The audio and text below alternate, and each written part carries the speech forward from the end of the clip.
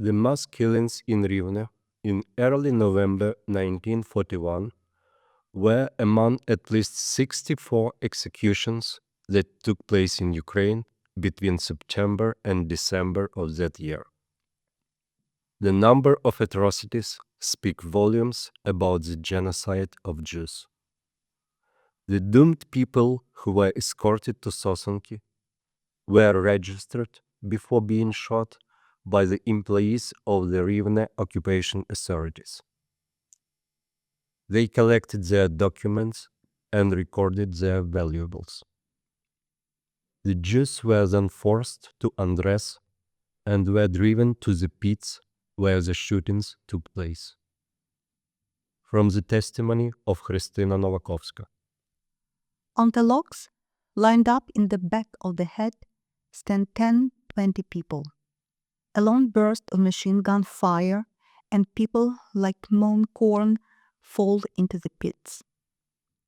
Not far from the ditch, there were several other pits.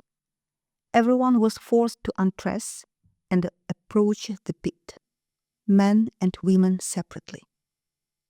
Each executioner practiced his own method of killing. Some people were lined up along the pit, facing the pit, and the German shot each in the back of the head. Others were made to kneel in front of the pit. Others were forced to run to the pit, and when a person approached the pit, they were shot at. Some small children were thrown into pits alive. Others were thrown up and shot in flight.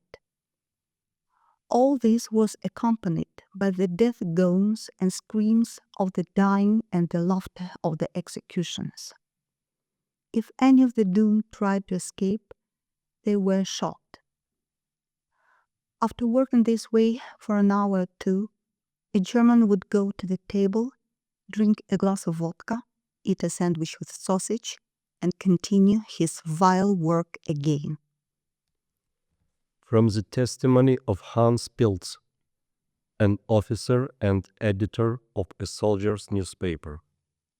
He served in the headquarters of the Wehrmacht commander in Ukraine. The testimony was given to the investigative bodies of the Federal Republic of Germany on March 16, 1959. As a journalist, I was always interested in everything. On November 6th, I went to the place of the executions. I was alone and wanted to take some photos. I personally saw how Jews were brought to the edge of pit in groups of 20 or 30 people. Some resisted.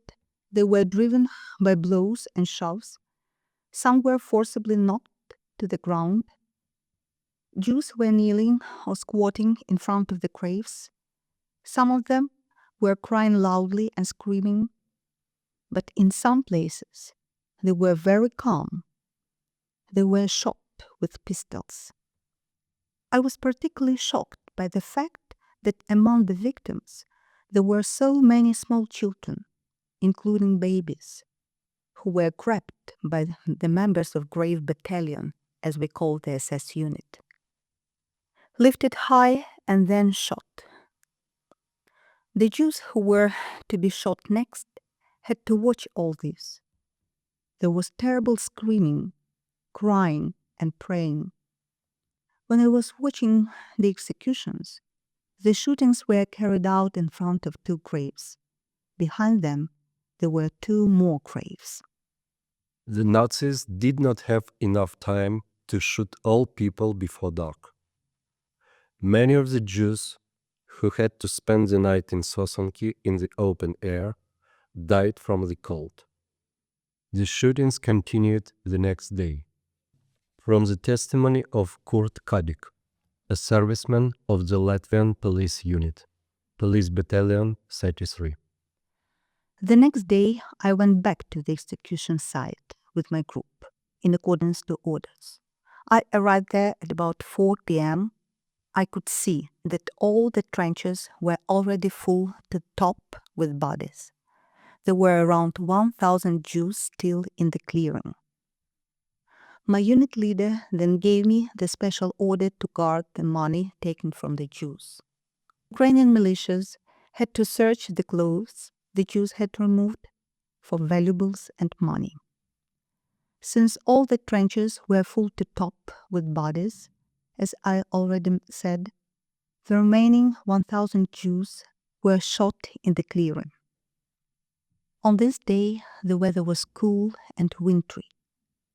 I saw how the Jews had to lie face down in the mud and were then shot.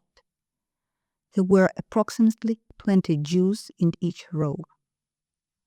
The marksmen walked past at the foot end and fired on the victims.